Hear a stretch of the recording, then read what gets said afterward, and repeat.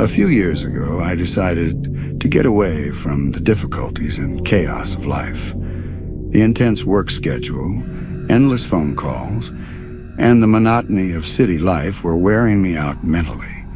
I did some research on the internet and saw a treehouse built high in the trees in a secluded forest. When I looked at the photos, it was clear that this was exactly the place I was looking for. There was no other structure around, only forest, nature, and peace. I couldn't miss this opportunity. I set out by car on Friday afternoon. The journey took 3 hours. The roads were bad for the last half hour of the journey. I drove on a narrow, gravelly forest road. During the journey, I realized that I had no cell phone signal. But instead of worrying me, this situation relieved me. Finally, I will find peace, I thought. The treehouse was a few minutes' walk from the road. I parked my car and started walking home, grabbing my bag. The road ran through the trees. The wind gently shook the leaves, the crunch of dry leaves on the ground and the silence in the forest.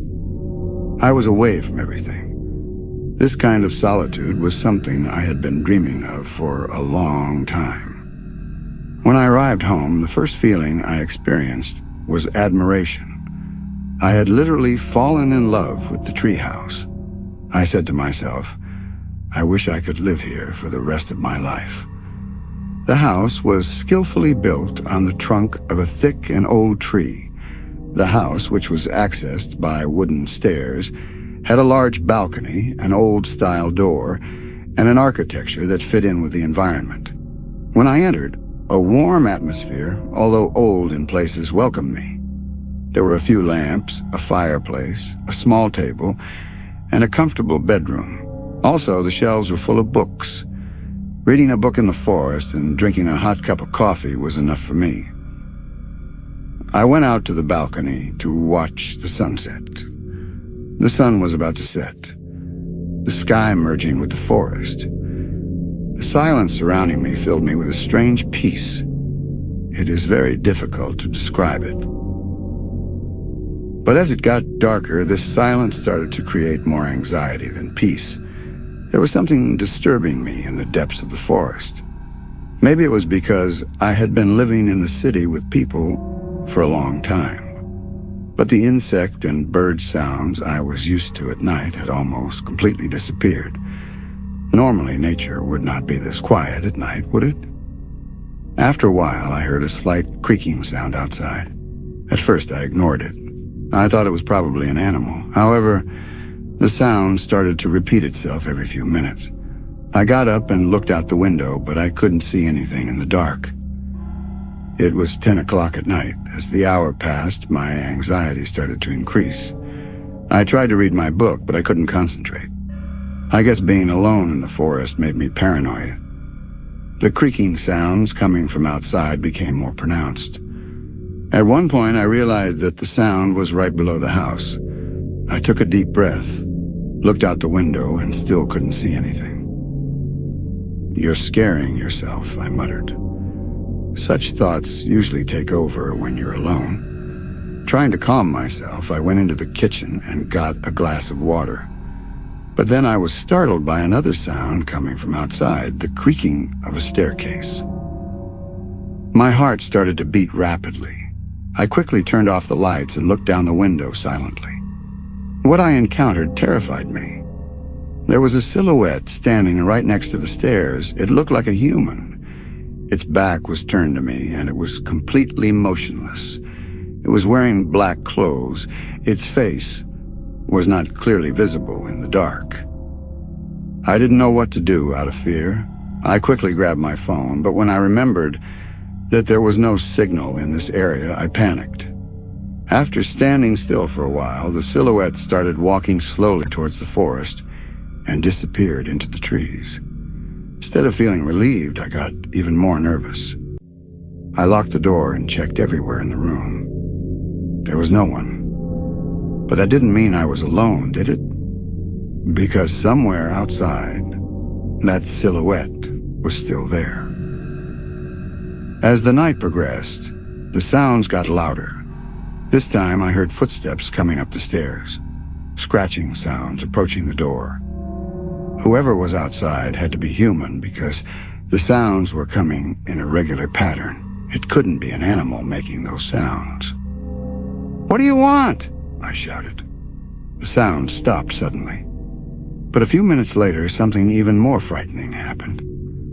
The doorknob slowly moving down. I was so scared. I knew the door was locked, but that didn't reassure me. Because I couldn't call for help, I didn't know what to do if whatever was outside got in. I was in a treehouse in the middle of the forest. The doorknob moved for a few seconds, then stopped. Suddenly, the environment became so quiet that I could even hear myself breathing. After a night of nightmares, the sun had finally risen, and it seemed like everything was over. The scratching, footsteps, and the movement of the doorknob had stopped. I didn't dare to go outside right away. My first job was to plan an escape in my head. I packed my bag. When the sunlight completely illuminated the forest, I stepped outside and slowly looked around, going down the stairs. However, there at the bottom of the stairs, I saw a message carved in the mud. It was obvious that it had been written by a human being. "Next time, you won't be alone." I ran quickly to the car and left that forest, never to return. I still sometimes think about the moments when that doorknob moved at night. What was that silhouette? Who was it? And would I really not be alone if I went into that forest next time? I never want to know the answers to these questions.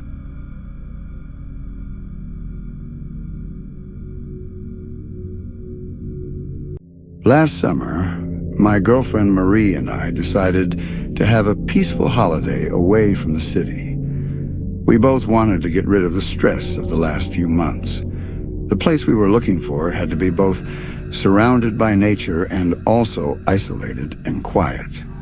While browsing through holiday websites, a treehouse in the forest caught our attention. We chose this house because of its wooden design, large windows, and being surrounded by nature. "This place is perfect," Marie said while looking at the photos. We made our reservation and set off the next morning. It took us about 4 hours to get home. The roads were empty, surrounded by forest. When we got out of the car, the fresh air we breathed in and the sound of birds helped us get away from everything. The house was right in front of us. It looked like it was part of nature, between two big pine trees. We took the key left by the owner from a small box under the door and went inside. The house was small but very comfortable. An open-plan living room, a small kitchen, and a loft-style bedroom upstairs. There was a magnificent view of the forest from the large windows. Marie had already started taking photos. "I must share this on Instagram," she said with a smile. Seeing her so happy was worth everything. In the evening, we prepared dinner together and sat on the veranda. When it started to get dark, the stars in the sky were clearly visible. I said to Marie, "It is not possible to see so many stars in the city." She reached out her hand and pointed at the stars and got excited like a child. Everything seemed perfect, until we heard that strange sound. When it got dark, the forest went silent. Only the occasional sound of crickets could be heard. But this sound was different. I cannot quite describe what it sounded like the rustling of leaves. Then a few crackling sounds.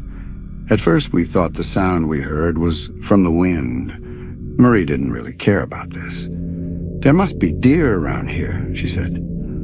I tried to stay as calm as he did, but something was bothering me. When it was past midnight, we went up to the bedroom to sleep. The bed was right next to the window, and instead of closing the curtains, we preferred to sleep looking out at the forest. But later in the night, those sounds came back, this time closer. Something moving slowly on the crackling branches and leaves. Marie was fast asleep, but I was staring up at the ceiling, listening to the sounds. Then I heard a whisper. It was a very thin voice, almost faint. Jake. It seemed to be saying my name. My heart was beating very fast. At first, I thought I was dreaming, but then I heard it again. Jake. I sat down on the edge of the bed and went to the window to check if there was anything down there.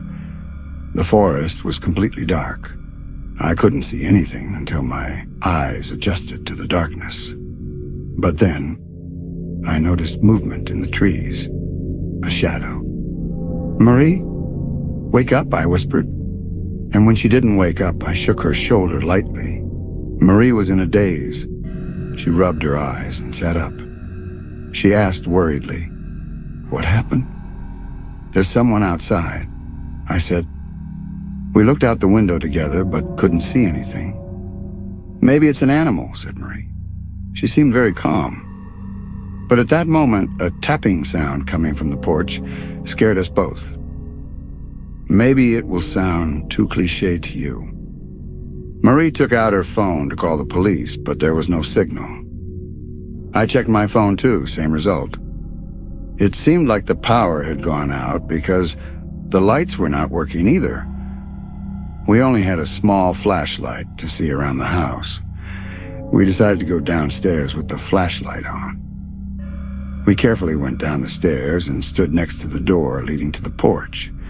I could hear a voice breathing slowly from behind the door. I decided to open the door while holding the flashlight tightly in my hand. Marie wanted it to stop me, but I opened the door anyway.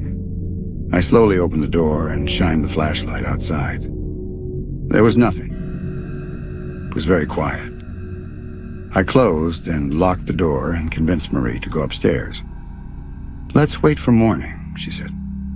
She was very scared now, too. We went up to the bedroom and locked the door. Neither of us could sleep until morning. Those whispers, the tapping on the porch, even the light tapping on the window. It all continued throughout the night. But every time we looked, we couldn't see anything. As soon as the sun rose, we gathered our things and got in the car. We didn't even dare look back as we sped away from the treehouse. It felt like someone was going to pop out of nowhere at any moment. When Marie glanced in the rearview mirror, she screamed, "Don't stop! Step on the gas!" she said in panic.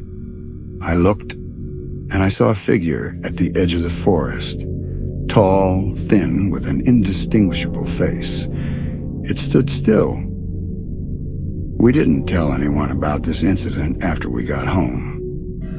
But my curiosity got the better of me, and a few days later I started reading the comments on the website where we rented the house.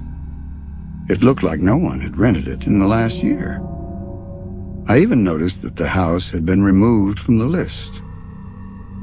I still can't forget the fear I felt that something was watching us in the depths of the forest. When I think about that figure, I can't forget that night we lived. Marie, on the other hand, never dares to vacation in the forest again. Now we vacation in coastal areas where there are many people,